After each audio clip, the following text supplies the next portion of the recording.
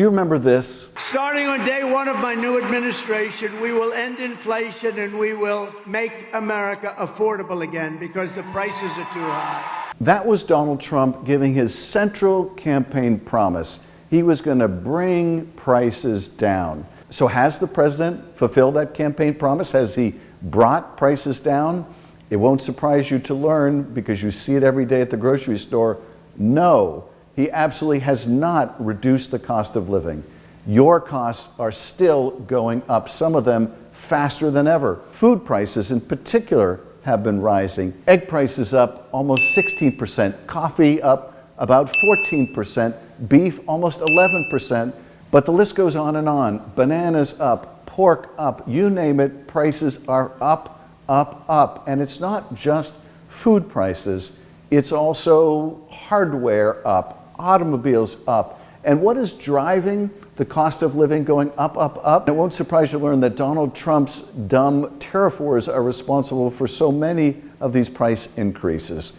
Because when Donald Trump places tariffs on other countries, which he has to dozens and dozens of other countries, that price increase gets passed on to you. He claims that when he puts tariffs on China or other countries, on our European allies or in Canada, that somehow they pay a tax. But that's not true. They don't pay more. When you import it, the importers pay more, and they charge you more. They pass on those costs. Now, some of those cost increases were delayed until now. And they were delayed because retailers, the Walmarts and Costco's and Targets, knew that these price increases were going to go up on what they were buying, and they would have to pass those costs on to you. So they bought as much as they could before the tariffs went into effect. But now that inventory is going and gone. So as they buy more, that cost has gone up. And so those prices you're seeing on the shelves are going up.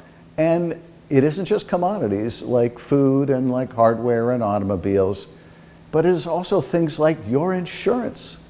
Your health insurance costs are going up. And they're going up for a couple reasons. Tariffs are also increasing your healthcare costs because your health plan has to buy medicines, some of which are made overseas. And so in anticipation of paying more for those medicines, your health insurance costs as you go to renew your health insurance plan are going up. But those costs for your health insurance are also going dramatically up for another reason. And that is that Donald Trump's big ugly bill cut off not only hundreds of billions of dollars for Medicaid, but also they cut off tax credits that you were using to help pay for your health care. And so the health plans know there are going to be fewer tax credits. They know that a lot of healthier young people are going to be dropping out of their health plans, and that older, less healthy people are going to be staying in, and therefore your costs are going up. So health insurance costs are expected to go up by about a whopping 20% thanks to Trump tariffs and thanks to the Republican big ugly bill. Other costs also going up, your utility bills. Now, why are your utility bills going up? Well, one driver of those increased utility costs is the new energy that is coming on that might compete with existing utilities and their sources of energy.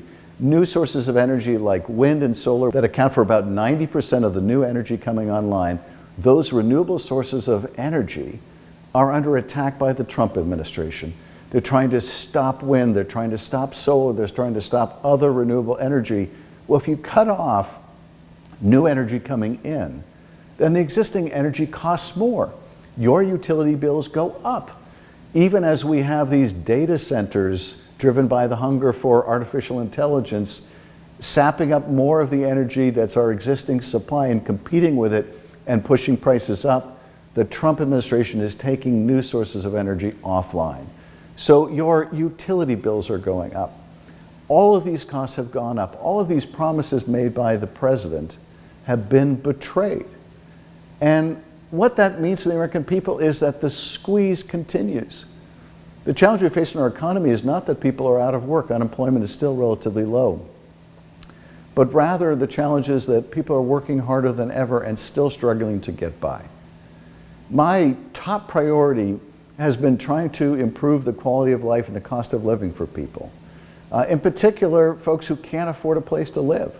And I'm not just talking about people who are the most visible signs of the housing explosion in cost, that is, people living on the street, but lots of young people that can't afford to move out from their parents because they can't afford a place.